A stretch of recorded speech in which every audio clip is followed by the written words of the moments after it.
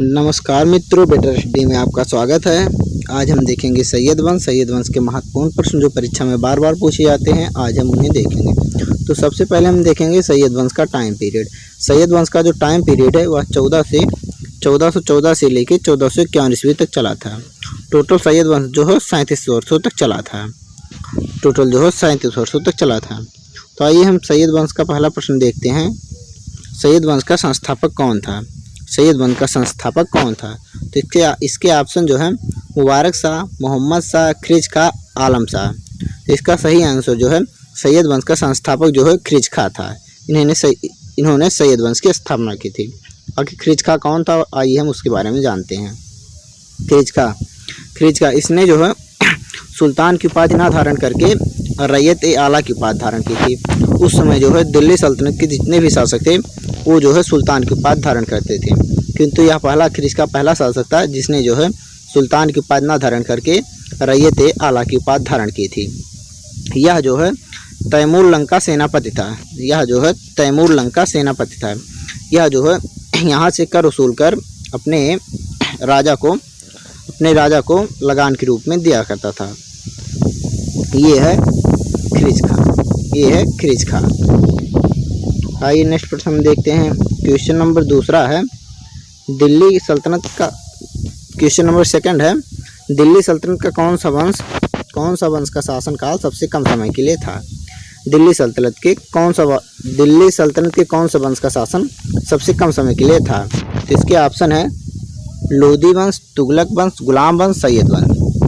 तो इसका सही आंसर है सैयद वंश। सैयद वंश का शासक जो है सबसे कम समय के लिए था। यह टोटल 37 वर्षों के लिए था सैयद वंश का शासन। तो आइए नेक्स्ट प्रश्न हम देखते हैं। क्वेश्चन नंबर तीसरा जो है ये काफ़ी महत्वपूर्ण प्रश्न है। सैयद वंश में कुल कितने शासकों ने शासन किया? इसके ऑप्शन है 1, 2, 3, 4। तो इसका सही आंसर जो है 4। दिल्ली पर सैयद वंश में कुल 4 शासकों ने शासन किया था। तो आइए देखते हैं कौन कौन से शासक थे। तो सबसे पहले जो है खिरज खां था। इन्होंने सैयद वंश की स्थापना की थी। सेकंड थे मुबारक शाह तथा तीसरे नंबर पे थे मोहम्मद शाह तथा चौथे नंबर पे थे अलाउद्दीन आलम शाह। इन्होंने सैयद वंश के 4 शासक थे जो सैयद वंश पर शासन किए थे। आइए हम नेक्स्ट प्रश्न देखते हैं। क्वेश्चन नंबर चौथा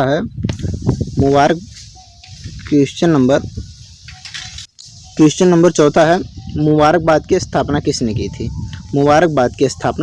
थी? तो प्रश्न ये है कि मुबारकबाद की स्थापना किसने की थी? तो इसका आंसर जो है मुबारक शाह, मोहम्मद शाह, आलम शाह, इनमें से कोई नहीं। तो मुबारकबाद की स्थापना जो है मुबारक शाह ने की थी। किस नदी के किनारे की थी, ये भी काफ़ी बार पूछा जाता है कि मुबारकबाद की स्थापना किस नदी के किनारे की थी। तो उस नदी का नाम है यमुना नदी। मुबारकबाद की स्थापना जो है मुबारक शाह ने यमुना नदी के किनारे की थी। ये है मुबारक शाह।